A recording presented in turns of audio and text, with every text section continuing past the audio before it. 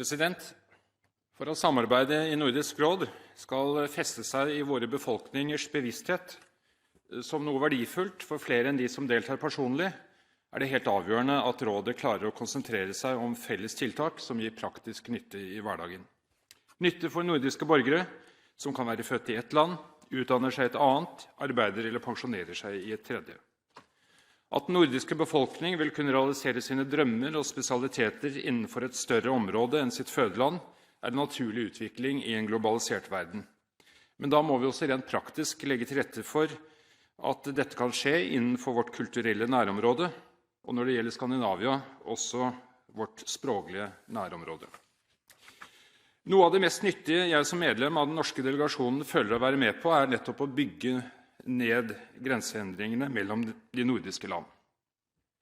Det gjøres et stort arbeid i det såkalte Grensehinderforum for å identifisere og deretter fjerne unødvendige byråkratiske og lovmessige hindringer som bremser nordisk integrasjon for borgerne og bedriftene i deres hverdag.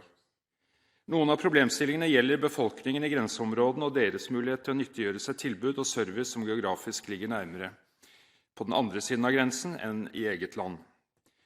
Det må bli lettere å endre medlemskap mellom de ulike A-kassene, bedre samordnet beskatning av kunstnere og spesialister som arbeider grenseoverskridende, samordne momsreglene så det ikke blir betalt moms av moms, felles nordisk flaskepant, standarder for byggemateriale. Dette illustrerer noe av bredden i temaene.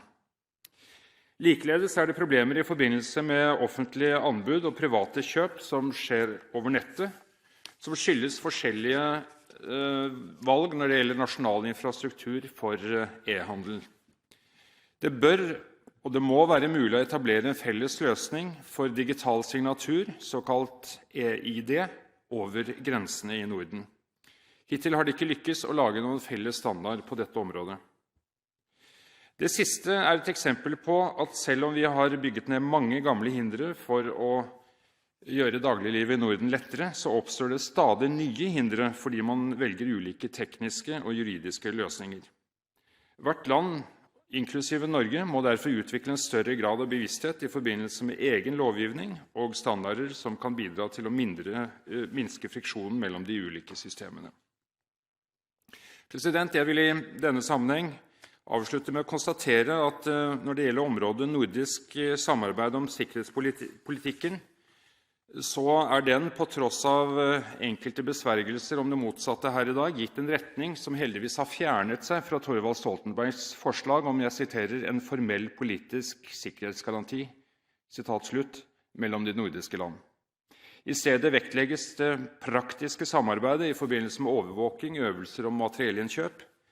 Jeg fremhever dette ved denne anledning, fordi vi en tidligere korsvei under behandling av dette temaet i Stortinget avdekket svært ulike ambisjoner for en slik nordisk garanti, som noen av oss mente ville kunne skape uklarhet i forhold til den grunnleggende en for alle og alle for en-bestemmelsen i NATO-traktatens artikkel 5. Et sterkere forsvarssamarbeid mellom de nordiske land må baseres på en likere tilnærming til NATO og dens sikkerhetssystem, ikke ved å skape uklarhet for utenverden, ved å utstede nye og vagere solidaritetsgarantier. Jeg vil avslutte med å si at jeg foretrekker vår utenriksministers mer realistiske tilnærming til dette temaet innenfor forsvarspolitikken enn det Stoltenberg-rapporten målbærer.